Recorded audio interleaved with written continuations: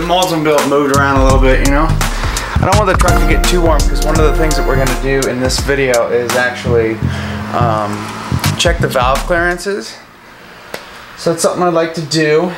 I'm gonna have to get some longer pants on. My legs are getting cold. It's still nippy. It's April and it's cold.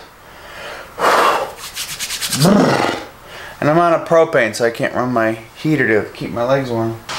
So I know one thing I'd like to get set back up is my little voltmeter in the dash, or on the dash. Hasn't been hooked up for a while, and I'm going to show you. I was doing some stuff to this thing, and I kind of had a video going, but then I don't know. I got some mud in here now, that's for sure. Oh. So I've added, and of course now it's all wet, so it's gonna got wet, and it's gonna have some problems. But it's all sealed off.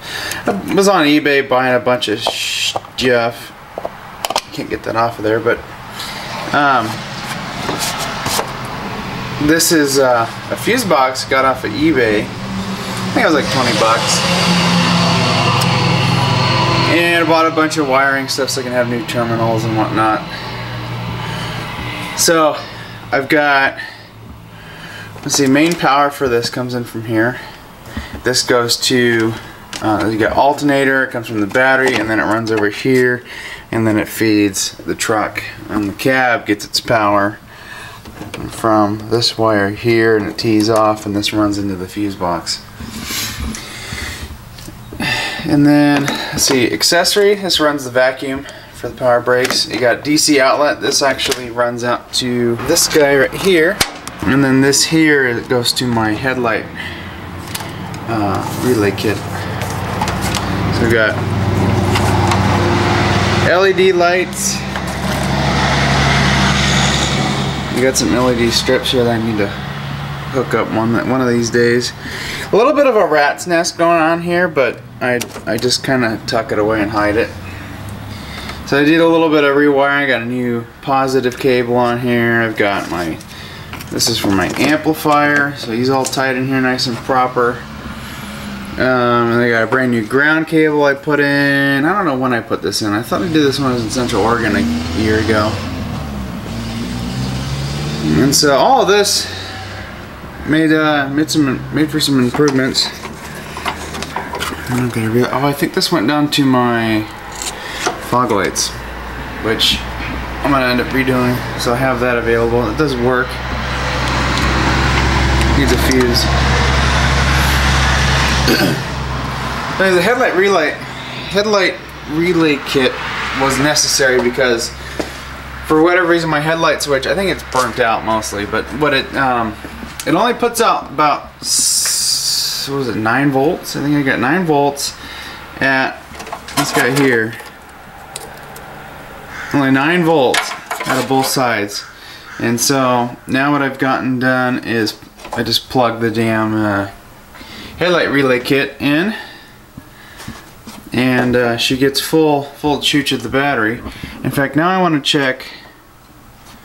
I actually want to check the voltage on this and see what it's at.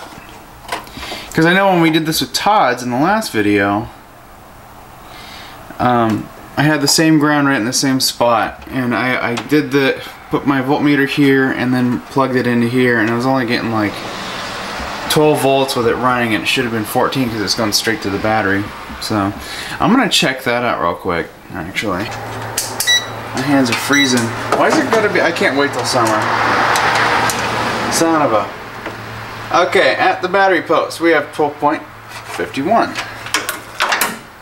So grounded up here, and I think it was the yellow wire. Yeah, I'm only getting 11.85. So we got a little bit of a drop, but the thing that drives me nuts the most is that I have a flickering problem.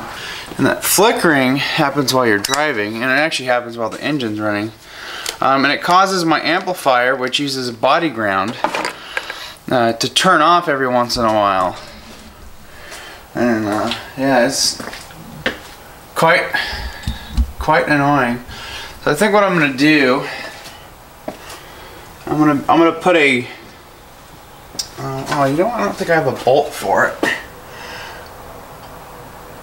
I'm gonna get my air cleaner out of there. There's some alternator wiring stuff I actually wanna take care of. So I'm gonna.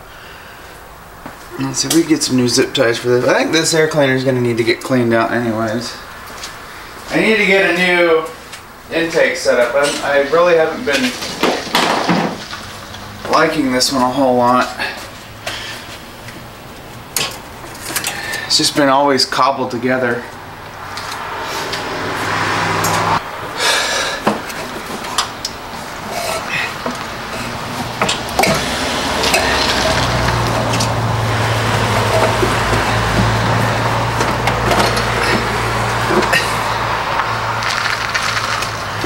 K&N air filter I've had for a while. And you look in there. Nice and clean. That's my alternator setup. So I've got this wire goes to the doohickey. This was a supplemental wire that I had on here. And a supplemental charge wire. So I have the original wire here, which goes, oh, okay, I see I have my new supplemental wires actually separate from the alternator. Okay, so, get in here,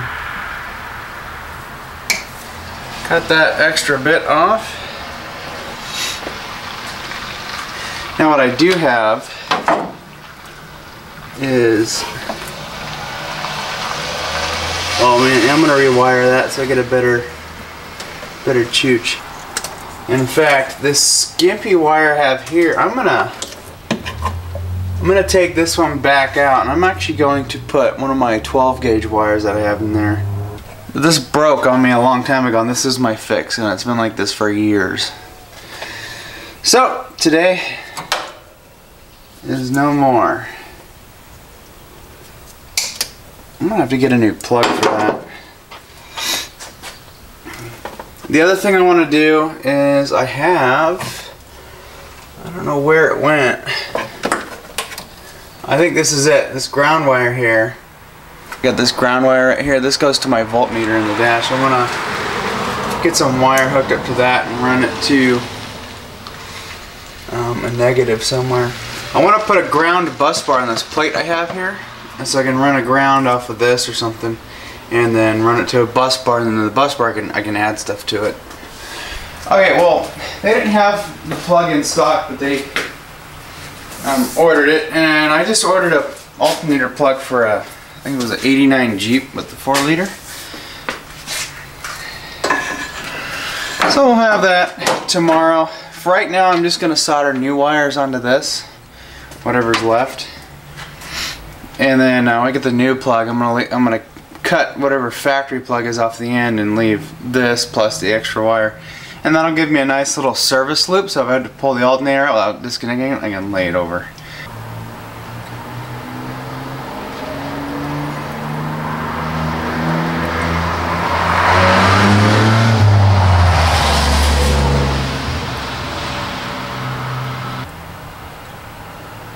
Well, that's working better than yesterday. Yeah, we got a complete solder all the way around. Okay. I'm getting a new plug because I don't know if you can tell, this one got hot at one point.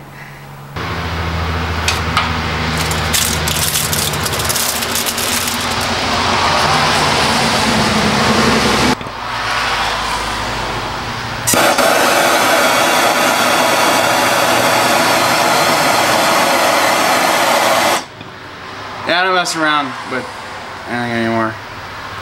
Because now, see this, there's no strain on this anymore. I got a big piece of heat shrink on it now. So it should last a while, but the thing is the plug is worn out. It doesn't stay clicked in sometimes.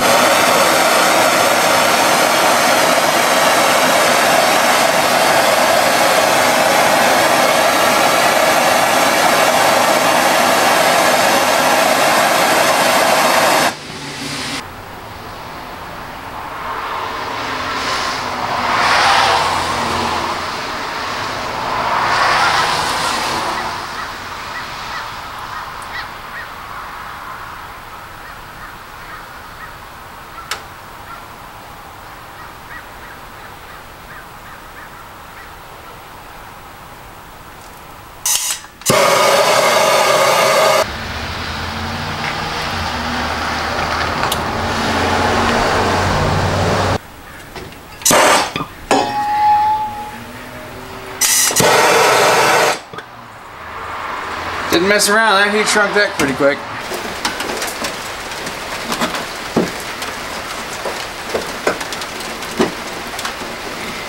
Trying to route this ground wire so it's just kind of going up and behind things. And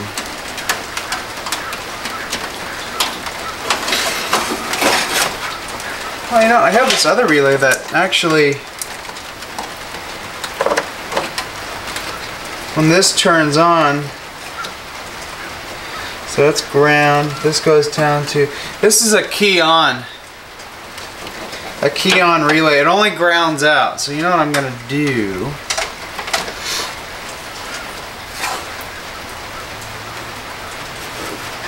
Yep, it's a ground. I remember I had this set up for, oh, this turned on that battery relay I had that would ground it out, and then it would connect both batteries. I am going to do this. This turns on my vacuum pump, so when I go key on, that relay kicks on.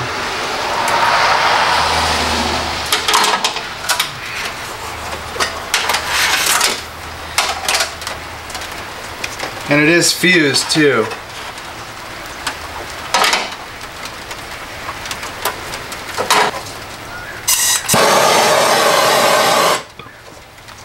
Yeah, that wastes no time at all. I love it.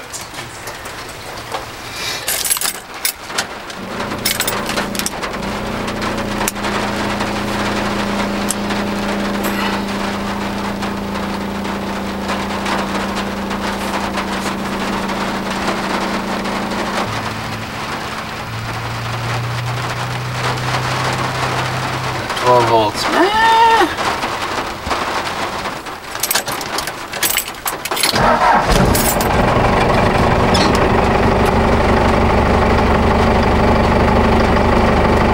14.8. That's pretty normal. 15.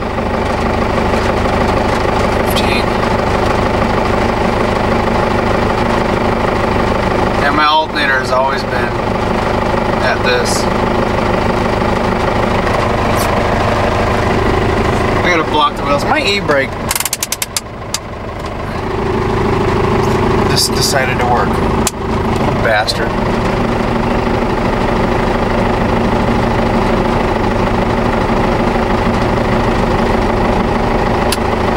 Oh, I don't want to run it too long.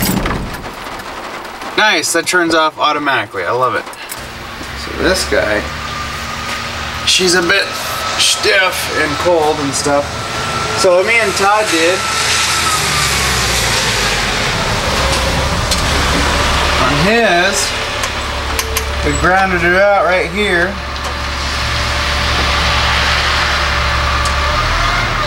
Right to the fender. And this, you know, grounds out to everything else because it's all metal. And I think what I'm going to do is I'm going to go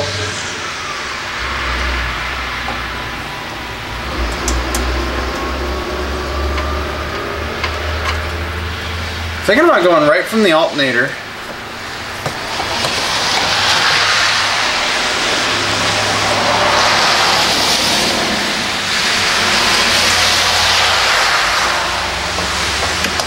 yeah, I'm gonna go right to the alternator. So now I should be able to put this to here like such.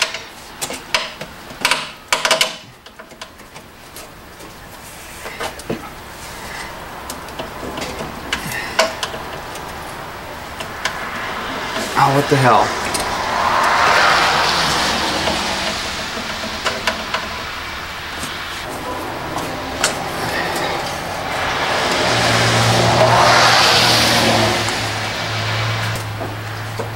Because that's why.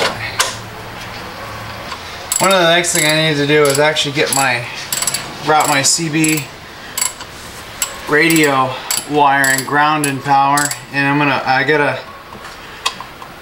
I got plenty of circuits up on this fuse box, so I'm gonna have one just for the CB, and I'll get power there, and then I'm gonna get a ground bus bar that'll come from the battery to here, and then it'll ground out there, so they'll be directly to the battery and direct on both power and ground.